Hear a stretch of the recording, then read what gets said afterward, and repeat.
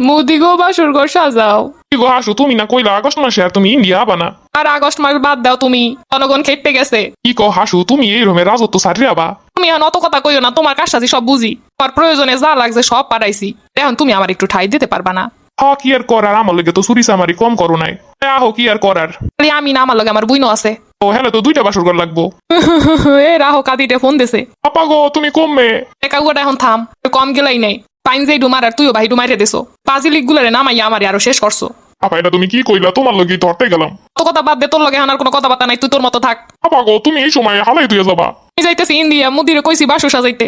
আপা গো তুমি এই দুসময় হালাই তুই যাইও না, আমারে লইয়া যাও আফা। তনকা দিতে যা খাইছো খাইছো, হেই লই এখন থাক, যা জমাইছো টমাইছো হেড দেহন সংসার চালা। আমার আর জ্বালাইস না, আমার জীবন এমনিতেই শেষ।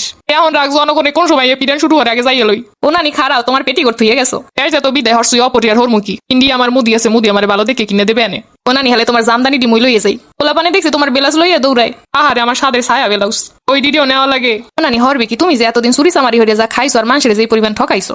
ওইসে দুপুরে বেলা একটু মাংস তরকারি ভালো হইরে খামু, হেই ডু রানছে ঠিকই, কিন্তু খাইতে পারলাম না। ও নানি তুমি ইন্ডিয়া যাইয়ে খাবা না, পোলা পানে পেট ভরে খাইতে আছে দেখেছি। এই খাওয়া খাইতেছো তো পেটে পেটে অসুখ হইব। আব্বা জয়। ওমা কি করবার ওরা চিন্তা করছো কিছু? আব্বা কোনো দিশা পাইতাছি না। হন তুমি জানো আবার আমার দ্বারা উঠো না। আমার বিদেশি বউ কইছে তোমার মাই জানে হানে নাই। এটা তুই কি কইলি আব্বা? আমার বউ কইছে যে মহিলারে পুরো দেশের মানুষ তারাইয়ে দেয়। এই মহিলা আমার সংসারে এই যে কত শান্তি দিবে আমি ভালোই জানি। আব্বা তোরে তো কম টাকা পারাই নাই, কম টাকা তোরে টুটপাট করে দেই নাই।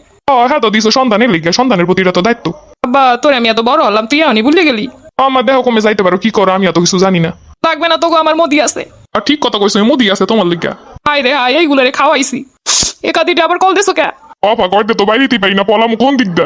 আমি জানি না, এত টাকা পয়সা লুট করে নিলে একটা হেলিকপ্টার তো কিনতে পারতি। আফা গো জনগণ তোটা সময়টাও দিবে না।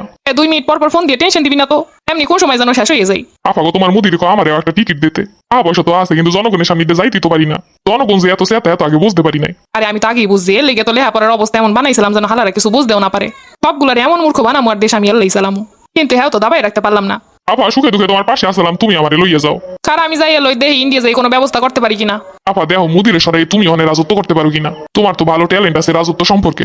ইন্ডিয়া গেলে কাপড়টাও পরনে থাকবো না, বাংলাদেশের মানুষ তো কাপড়টা রাখছে। ক্ষমতা টমতা আর লাগবে না, খালি ভালো মতো দুনিয়াতে যাইতে পারলি হয়। আফা চিন্তা করছিলাম আর 2টা ব্যাংক ভরে রাখবো, যেন 7 জনম খাইয়া যাইতে পারে আমার বংশ। কিন্তু এত হইল না আফা। আফা ছাত্রলীগ খালি ফোন দেয়, ফোন দিয়ে কয় কি হরমু কি হরমু। পাজিলিক গুলাই তো শেষ করছে, শালা তুই দিস ওইগুলাই লিলাইয়া। আমি কি হরছি আপা? তুমি তো করছো। তুমি যে কে কইতে গেলা যে ওইগুলা রাজাকার, তোমার ওই কথাই তো খেপে গেছে। আমি আইসালাম এই দেশে আমার বাপের লইগা, বাপের নাম বাঙ্গাইয়া নিজে রাজত্ব করছি এতদিন। আমার বাপ দেশে লইগা মরছেলে, আমি তো একমাত্র মুক্তিযোদ্ধা, আর কোনো মুক্তিযোদ্ধা আসেনি। আপা যাই হোক, যেই টাকা পয়সা নিয়ে চালা না হইতে কিন্তু কইছিলাম আমার কিছু ভাগ দেবা। এত বছর আমার মন্ত্রিত্ব দেশ ঠিকই, কিন্তু সম্মান পাইলাম না।